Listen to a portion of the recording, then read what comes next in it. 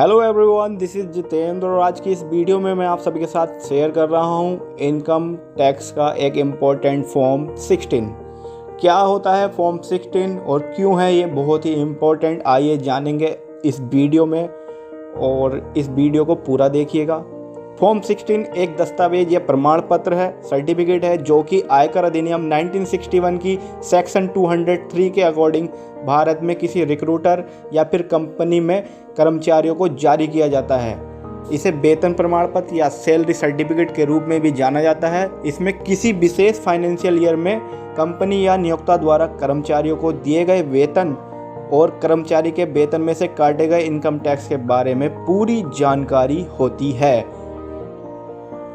Company या नियोक्ता द्वारा की गई कटौती जो टीडीएस काटा गया है कंपनी द्वारा या फिर उसके रिक्रूटर द्वारा, तो आयकर विभाग के पास जमा होती है और बदले में फॉर्म 16 उसी का प्रमाण पत्र होता है। ये सर्टिफिकेट होता है कि आपका टीडीएस कंपनी ने जो काटा था वो आयकर विभाग में जमा कर दिया गया है और ये 31 मई या उससे पहले अपने कर्मचारियों को फॉर्म 16 जो है जारी करना होता है हर कंपनी को या रिक्रूटर को।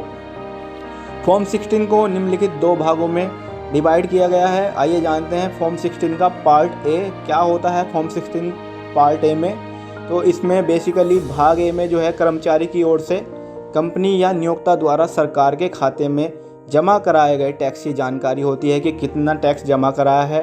यह कंपनी द्वारा हस्ताक्षरित यानी सिग्नेचर्ड प्रमाण पत्र है कि उन्होंने कर्मचारी के वेतन से काटा गया टैक्स आयकर विभाग में जमा कराया है।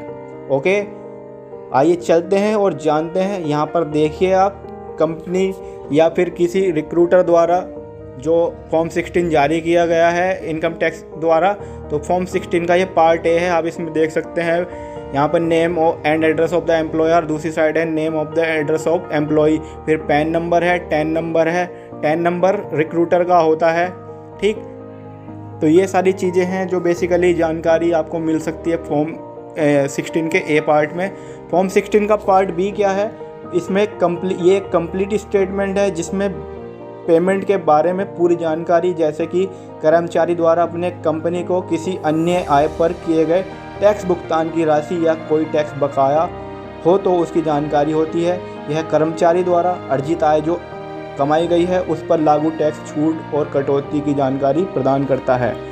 जिस आय पर टैक्स छूट प्राप्त है जो इनकम टैक्स से एग्जेम्प्ट है वो आयकर अधिनियम की धारा जो आयकर अधिनियम है 1961 उसकी धारा है 10।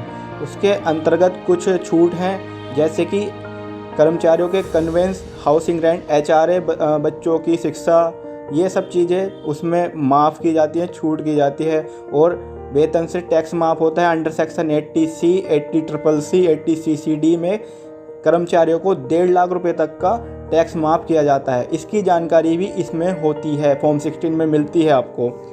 अन्य धाराओं में जैसे जो 80D है मेडिकल के लिए होता है, उसमें यहाँ पर मेडिकल खर्च, मेडिकल बीमा के लिए भरा गया प्रीमियम। 80E एडुकेशन लोन के लिए ब्याज जो दिया जाता है। 80G में हम डोनेशन जो दान करते हैं। विकलांगता के लिए कटौती और अन्य लागू वर्गों के तहत टैक्स माफ़ी दी जाती है। इन सभी की जानकारी कर्मचारी द्वारा आवश्यक दस्तावेजों के साथ कंपनी को प्रस्तुत किया जाना चाहिए और जब तक नहीं करेंगे तब तक आपको ये छूट नहीं मिलेंगी। जो वेतन जो टैक्स के दायरे में है, आयकर अधिनियम अध्याय 4A में बताए गए टैक्स माफ़ी के बाद कुल सैलरी पर जो है टैक्स लगाया जाता है। नेट सैलरी पर टैक्स लगता है।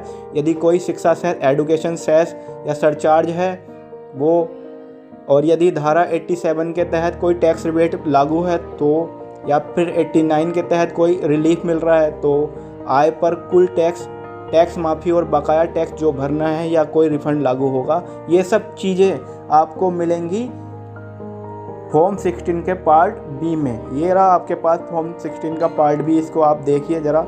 यहाँ पर ग्रोस सैलरी है और यहाँ पर आप सब देख सकते हैं HRA, transport allowance, balance deduction, entertainment allowance, काफ़ी जानकारी आपको मिलती है और ये आपको हर साल मिलता भी है। आप अपने फॉर्म 16 से मिलान भी कर सकते हैं इसका।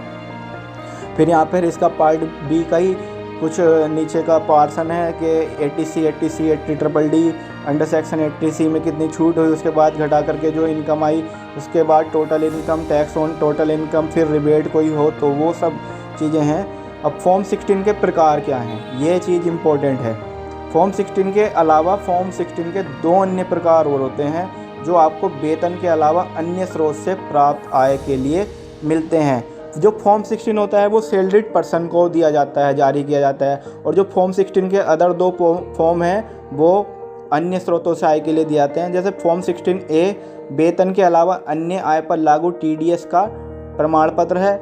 उदाहरण के लिए जब आपको बैंक फिक्स डिपॉजिट से प्राप्त आय जो ब्याज आय हुई है उस पर TDS काटेगा, आपको फॉर्म 16A दिया जाएगा। और इसी तरह से किराए की रसीदों पर TDS, बीमा कमीशन पर TDS, अन्य साधनों पर TDS फॉर्म 16A दिया जाएगा, और वहाँ पर अन्य साधनों से आय जो होगी वो कमाई गई है वो दिखाई जाती है।